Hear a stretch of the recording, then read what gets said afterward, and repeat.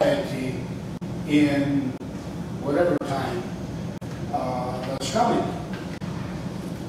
Anyone can address that.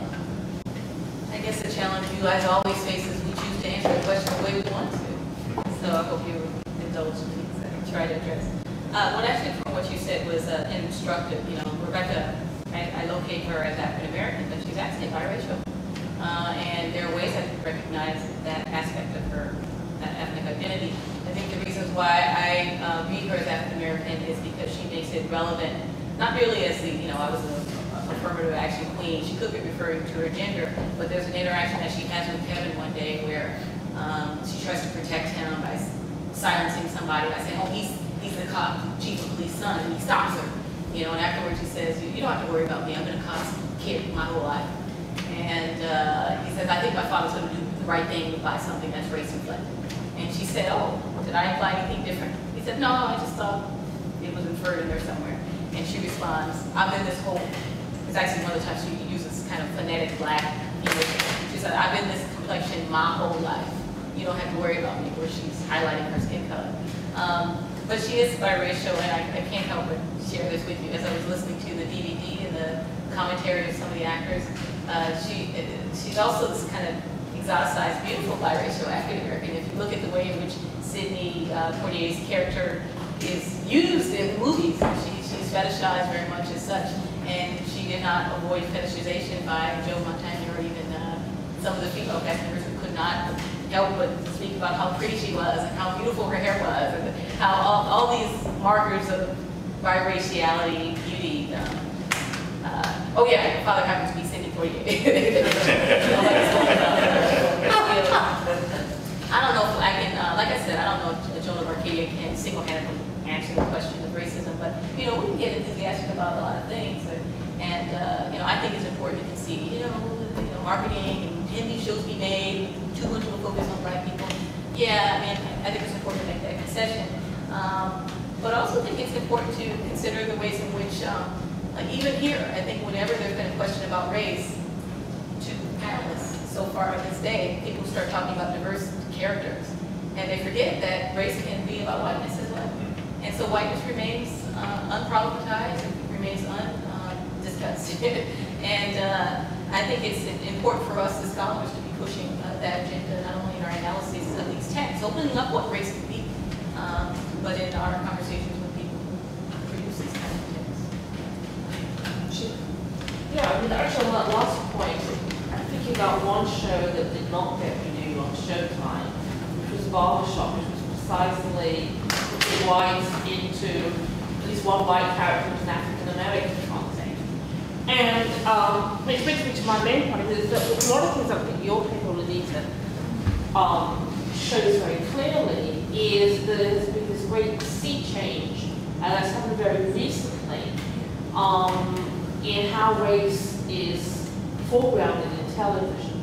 Not all that many years ago, people were complaining about how segregated television was become. Like you had shows which were all African American cast, all white cast. Now that seems to be reversed. What is very interestingly, and that comes out particularly in Joan of Arcadia, that something which producers tended to avoid was interracial relationships. Now they're just all over the place. I mean, it's not just Joan of Arcadia, it's here, and every sort of show has that. And I think it partly you can explain it by it's appealing to a younger demographic which doesn't have the same, has not grown up at all in an era of segregation. But it does, the way you describe Joan of Arcadia is that it's interestingly, as the sort of love relationship, interracial love relationship becomes ever more foregrounded, that is when the relationship, the race issues begin to take back burner, and it becomes the sort of black woman in the supportive role to the white man. So, and I just wondered, what should you know? What is your take on that? I mean, is it the case that, because I think this is, perhaps in other shows as well, that how does this the sort of love relationship and this depiction of this supposedly trendy interracial relationship actually work as a sort of a way of cutting off the hard questions about race? Yeah. I have to say that I really appreciated that Kevin and Rebecca dealt with the interracial element. It was conceded as an issue that they had to overcome, along with disability, along with the fact that she was more educated than him and she was older than him. So I was actually thought that was more of a realistic portrayal. Let's not act like race perhaps is not relevant for them in some way. But it was the kind of explaining in a way as the specter of sexual desire mounted between them. You think, at some point you're like, they should make it.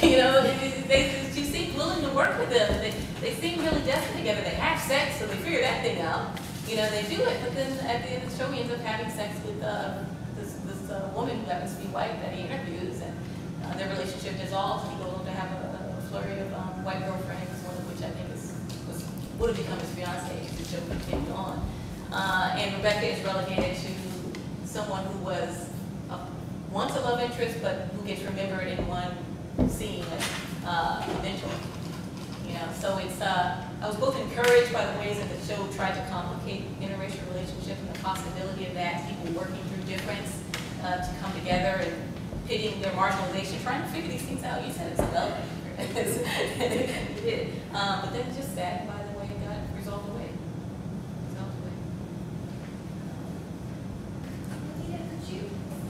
Heather, could you, Heather? What? You know what, some people have to go, so can we continue this conversation later? Yes. Okay. Thank you